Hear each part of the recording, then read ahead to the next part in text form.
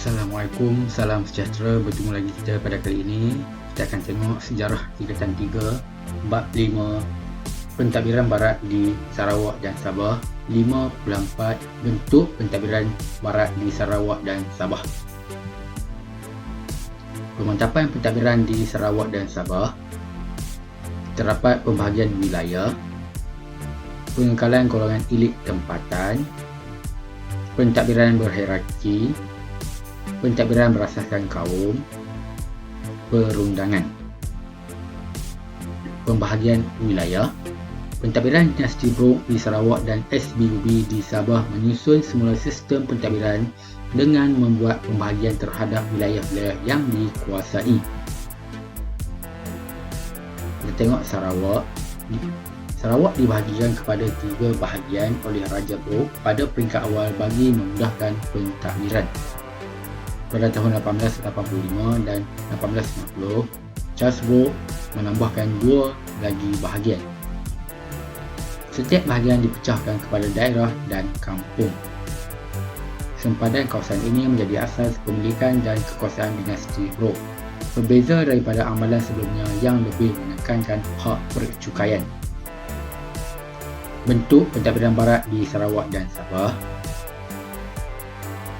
Bahagian pertama, Sungai Sarawak dan Sadong. Bahagian kedua, Batang Lupar, Saribas, Kalaka dan Simanggang.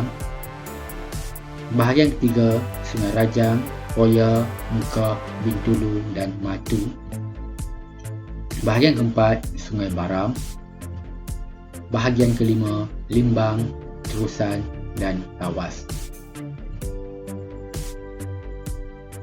Pembahagian residensi juga dilaksanakan oleh SBUB di Sabah.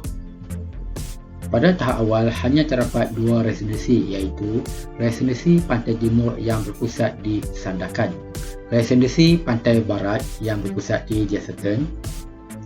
Pada tahun 1922, kawasan pentadbiran terdiri daripada 5 residensi, iaitu Kudat, Pantai Barat, Pedalaman, Pantai Timur dan Tawau.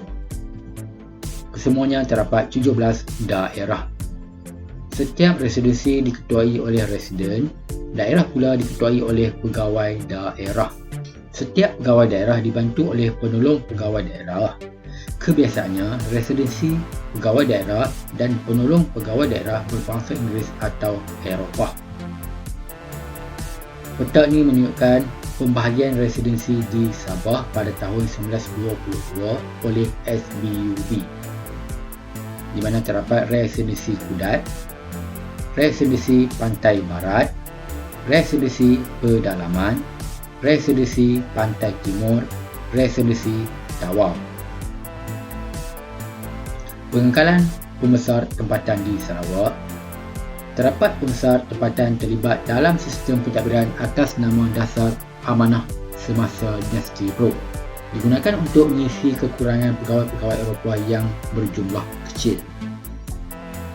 Terdapat penglibatan orang tempatan seperti Datu Patinggi, Datu Bandar, Datu Temenggung, Datu Imam, Datu Hakim.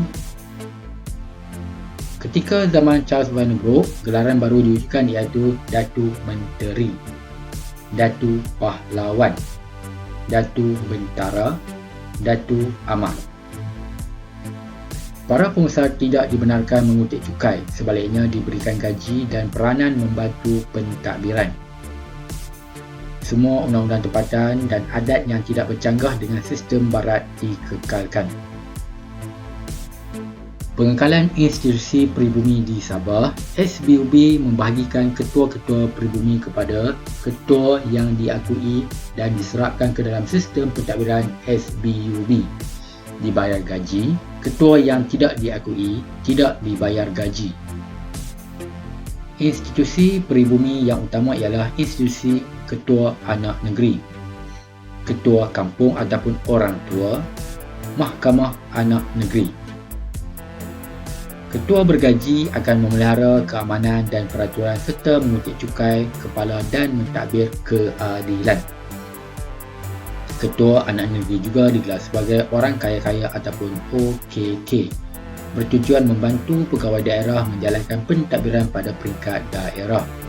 Dilantik menjadi hakim di Mahkamah Anak Negeri, bertugas dalam menjaga keamanan daerah mereka, memujukai dan menguruskan pentadbiran pengadilan ataupun pembantu magistrat. Pentadbiran yang berhierarki di mana kita tengok di Sarawak, Raja Brok dibantu oleh Majlis Tertinggi, Majlis Negeri. Presiden mengetuai pentadbiran di setiap bahagian yang terdiri daripada Kuching, Simanggang, Sibu, Marudi dan Lawas. Setiap bahagian dibahagikan kepada beberapa daerah, diketuai oleh pegawai daerah. Pentadbiran pada peringkat kampung iaitu diperkemaskan oleh penghulu yang menjadi ketua bagi satu atau lebih kampung. Ini menunjukkan carta organisasi pentadbiran di Sarawak di mana di atas sekali terdapat raja dan dibahagikan kepada Majlis Tertinggi serta Majlis Negeri. Kemudian diikuti oleh residen, bahagian, daerah serta kampung. Sabah. SBUB di Sabah diketuai oleh Gubernur yang bertanggungjawab kepada Lembaga Pengarah Syarikat di London.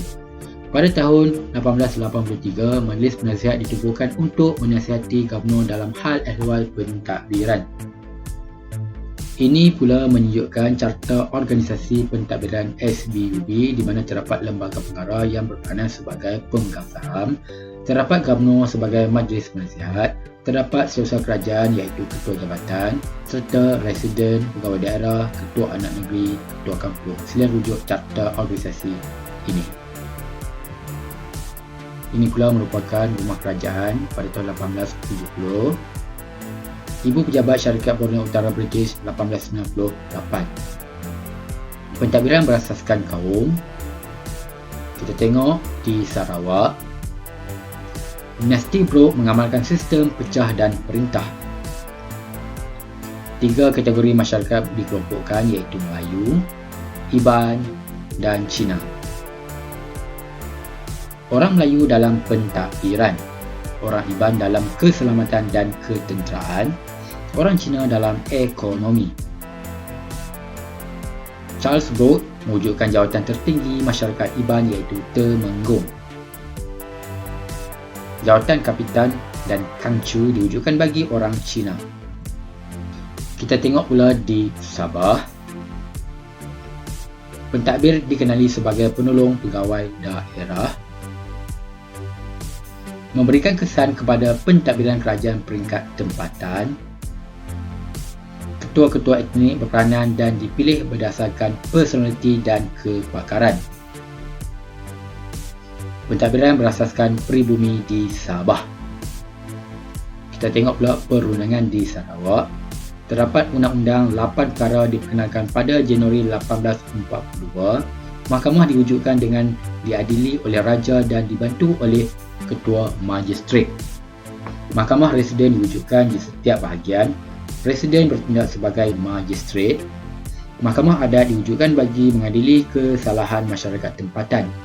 Pada tahun 1911, Mahkamah Cina diwujudkan di Kuching bagi menangani dan mengurus hal ehwal dan kes-kes melibatkan masyarakat Cina. Kita tengok pula di Sabah. Undang-undang berat dan tempatan digunakan. Diwujudkan Mahkamah Magistrat dan Mahkamah Anak Negeri. Mahkamah Magistrat menggunakan Undang-Undang Barat. Mahkamah Magistrat diadili oleh pegawai daerah. Mahkamah Anak Negeri diadili oleh Ketua Anak Negeri. Sekian, terima kasih. Semoga video ini memberi manfaat kepada anda semua.